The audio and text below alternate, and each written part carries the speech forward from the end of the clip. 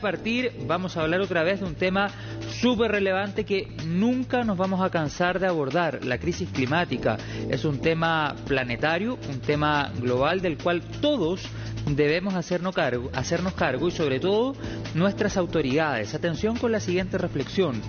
Casi una década después de la firma del Acuerdo de París en la COP21, con el objetivo histórico de limitar el calentamiento global a 1,5 grados, el mundo se precipita hacia el doble. El abismo entre la esperanza que representaba aquel acuerdo pionero y la realidad actual ha hecho que muchas personas se sientan frustradas con las cumbres anuales de la ONU sobre el clima. A medida que pasa el tiempo, algunos expertos se preguntan si las COP sobre el clima son el mejor espacio o si están estructuradas de la mejor manera para tomar la serie de acciones que falta. Bueno, todo esto es la víspera de la COP29. Además les cuento que este 24 de octubre se conmemora el Día Internacional contra el Cambio Climático. Vamos a profundizar sobre este tema ahora en CNN Tiempo. Atención.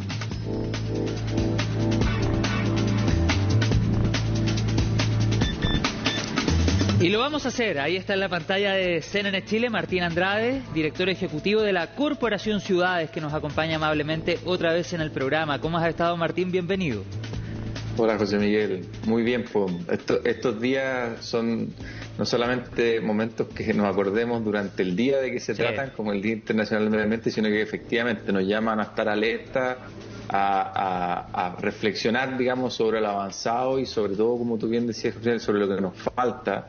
Y al menos las proyecciones son tremendamente preocupantes, así que muchas gracias por este espacio. Gracias a ti, Martín. A tu juicio, ¿ha fracasado o no la COP, al menos con la idea inicial que se conocía sobre ella, sus objetivos, las expectativas que están detrás? Mira, yo creo que todos hemos fracasado en esto, José Miguel. O sea, creo que digamos, probablemente se han generado buenas intenciones, pero yo creo, y se han hecho avances, pero estamos avanzando mucho más lento de lo que uno quisiera, ¿ah? Uno ha visto en general la descarbonización en general va a ritmos bastante más digamos, menos ambiciosos, si uno quisiera llamarlo, de lo que quisiéramos. El mismo caso de Chile, digamos, se ha tratado de impulsar muchísimo, por ejemplo, el tema del hidrógeno verde, pero son muchos de estos cambios, sobre todo producto de lo difícil, digamos, de generar cambios, no solamente en las industrias, sino que también en las personas.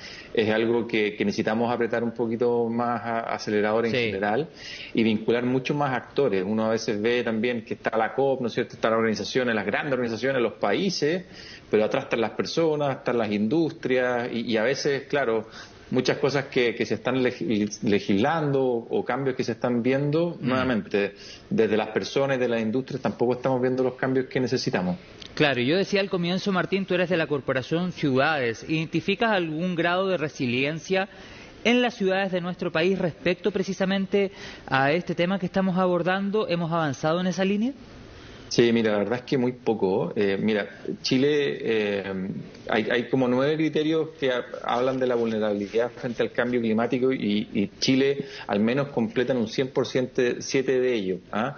Hay 2 que tienen que ver con el carácter insular o la economía basada en sus recursos naturales, que si bien no aplica al 100% a Chile, aplica en parte importante. O sea, podríamos decir que prácticamente Chile es uno de los países más vulnerables frente al cambio climático. Y otra cosa que tiene Chile, José Miguel, que es importante entender, es que Chile es un país muy urbanizado. O sea, cerca de 9 de cada 10 personas hemos decidido vivir en las ciudades. Entonces, son justamente ahí en las ciudades, no solamente donde se concentran los problemas, sino que también donde se concentran las oportunidades de poder generar un cambio. Entonces, eso es un contexto muy importante. El tema del cambio climático, no solamente uno lo ve a veces, por ejemplo, a propósito de la etapa que estamos y lo que se nos viene para adelante, muchas veces uno lo asocia con el calor, pero lo que uno ve también son dinámicas en las precipitaciones, también en la ocurrencia de incendios forestales, y por lo tanto aquí implica un desafío, digamos, desde las intervenciones, desde la infraestructura verde, pero también un cambio de paradigma, un cambio social, desde el punto de vista de cómo lo estamos abordando. Yo también siento, José Miguel, que está muy bien abordar el cambio climático desde el temor, desde la preocupación, pero yo creo que también debemos abocarnos mucho más fuerte, y es lo que uno a veces echa de menos también en los planes en relación al tema de las ciudades, con un poquito más de esperanza relación a lo que se está construyendo. Sí, y te lo pregunto básicamente pensando también en que estamos en la víspera de elecciones locales, de municipios y también de gobiernos regionales, y sabemos que la decisión que puede venir desde esas autoridades tiene muchas veces que ver con la infraestructura de nuestras ciudades o cómo se preparan para enfrentar ciertos escenarios que la verdad a estas alturas ya están aquí y llegaron para quedarse. Y en ese sentido me gustaría que nombráramos algunos ejemplos de, a tu juicio, acciones que sí se han llevado adelante y que pueden significar un ejemplo para otros territorios de nuestro país, o ejemplos que tal vez hayas visto en otros países que pudiesen aplicarse en el nuestro. Vamos a lo concreto, a ejemplos, cosas que tú has podido analizar y observar que se han hecho en Chile o fuera del país. Y mira, tenemos buenos ejemplos. Creo que Chile ha avanzado mucho en términos, por ejemplo, de la gestión de los parques urbanos a nivel nacional, no solamente en Santiago. Eso ha sido una política de Estado, sobre todo en los últimos 3 gobiernos. Si bien existió un programa del año 92, Chile ha avanzado muchísimo en eso y hoy día existe una política nacional de parques urbanos. Y uno puede ver, como por ejemplo en el caso de Santiago, el Parque Mapocho Río, que logra consolidar un eje completo de parque en relación al río Mapocho, es algo que es digno de destacar. O sea, necesitamos mucho más parques urbanos de grandes envergaduras. Ese tipo de infraestructura justamente es la que busca bajar la temperatura. Nosotros, de hecho, estamos también, José Miguel, involucrados en un proyecto muy bonito que se llama Barrios por el Clima, donde hicimos una alianza con varias entidades que son ejecutoras de proyectos de infraestructura verde, como Patio Vivo, Fundación Mi Parque, Reforestemos, también el caso de Bosco, que construyen fondo y Patio Vivo, que hacen proyectos en colegios, en jardines infantiles, y estamos justamente, ya tenemos un par de proyectos ya en desarrollo, y lo que estamos tratando de hacer es bajar la temperatura en lugares no solamente donde existen mayores alzas de temperatura, sino que también en zonas con mayor vulnerabilidad y también mayores personas digamos de edad avanzada, personas mayores, más de 60 ¿Cómo 65 bajar la temperatura, por ejemplo, a través de vegetación? Exactamente. Hoy día, en general, se habla que la vegetación puede bajar entre un 7 y un 15% de la temperatura en un determinado lugar. Verano. Exactamente, y eso es algo que obviamente es muy destacable.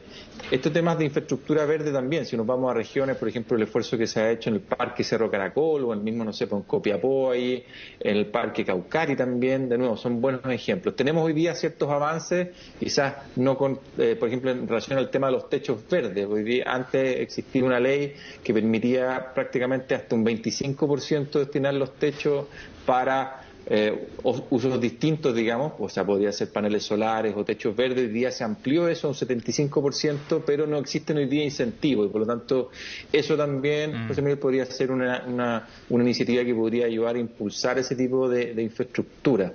Claro. Lo mismo, por ejemplo, que se ha avanzado también, de nuevo, no con la velocidad que uno quiere con respecto al tema del uso del agua. Teníamos una ley de hace varios años, recién este año se logró dictar un reglamento, y por lo tanto hoy día municipios, empresas, organizaciones de todos lados, digamos, pueden empezar a hacer un mejor uso del agua, y hoy día también hay varios buenos ejemplos. De hecho, nosotros hicimos un documento, digamos, de distintas iniciativas hídricas que están liderando sobre todo los municipios en muchas regiones del país, desde ahorro de agua hasta reglamentos, campañas comunicacionales. Así que perfecto. Las soluciones están, como muchas de estas cosas, lo que pasa es que necesitamos que se repliquen con mucho más fuerza de lo que y muchas de estas decisiones también requieren voluntad política, llegar a acuerdos, coordinación, por ejemplo, interinstitucional, y quiero insistir en el punto de que estamos en la víspera de elecciones municipales y de elecciones de gobernadores, y muchas veces este tipo de proyectos requieren la aprobación, por ejemplo, si es a nivel regional,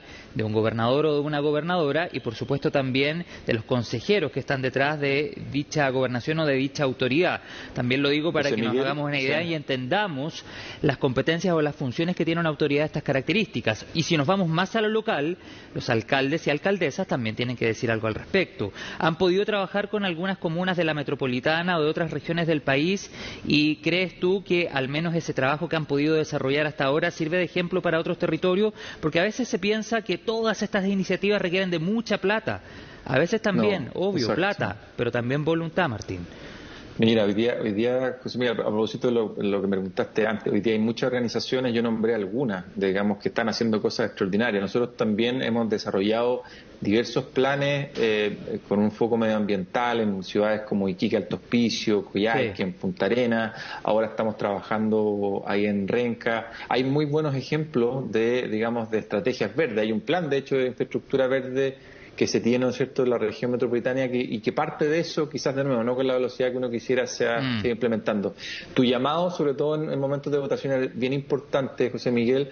Nosotros hemos visto con mucha preocupación que, por un lado, está el discurso político, digamos, de preocuparse de estos temas, por otro lado, están los anhelos ciudadanos, que uno puede ver en distintas regiones donde la gente tiene el interés, digamos, y ve como prioritario avanzar en estos temas, pero si después uno se mete en las carteras de proyectos, uno ve que hay muy pocas iniciativas que se levantan, y esto claro, no es solamente una responsabilidad de los municipios, gobiernos regionales, carteras de inversión. Entonces necesitamos vincular el relato político con los hechos, con las cosas concretas, y nosotros en ese sentido como Corporación Ciudadana hemos tratado de ayudar a levantar carteras de proyectos. Lo que uno ve es todo lo contrario, lo que más uno ve que se levantan proyectos son de asfaltado, nuevas carreteras, nuevas calles, que en algunos casos, digamos, uno podría decir está muy bien, pero necesitamos avanzar en forma integral. Por ejemplo, en el caso de los residuos, o sea, hoy día hay municipios, por ejemplo, o ciudades como Coyhaique, como Iquique, Alto Hospicio, que prácticamente no se hace, digamos, no se recicla prácticamente. Entonces, esas son cosas que necesitamos avanzar con muchísima más fuerza. Claro que sí, Martín, importante el desarrollo de una infraestructura. Tú hablabas, por ejemplo, de carreteras, obvio, eso aporta, es desarrollo, pero el desarrollo también debe ser sostenible e ir de la mano y en consecuencia con la crisis climática que estamos viviendo por estos días, que a estas alturas ya es más que evidente. Además, en medio de un contexto, y aquí también un mensaje para la clase política, de repente a los políticos no les gusta que digamos clase política, pero bueno, parece que demuestran constantemente que sí hay que decirles así. Bueno, en fin. Pero hay un mensaje también para los políticos que dicen que queremos recuperar la confianza de la ciudadanía en medio de tanta noticia mala. Bueno, hay que buscar entonces iniciativas que le hagan sentido a las personas y que por supuesto vayan en beneficio de todos nosotros los ciudadanos. Muchas gracias, Martín, por esta conversación. Vamos a seguir, por supuesto, analizando los diferentes proyectos e iniciativas de la Corporación Ciudades. Que tengas una excelente tarde. Muchas gracias. Gracias, José Miguel. Ustedes también. Chao, chao. Chao, nos vemos. Bueno, ya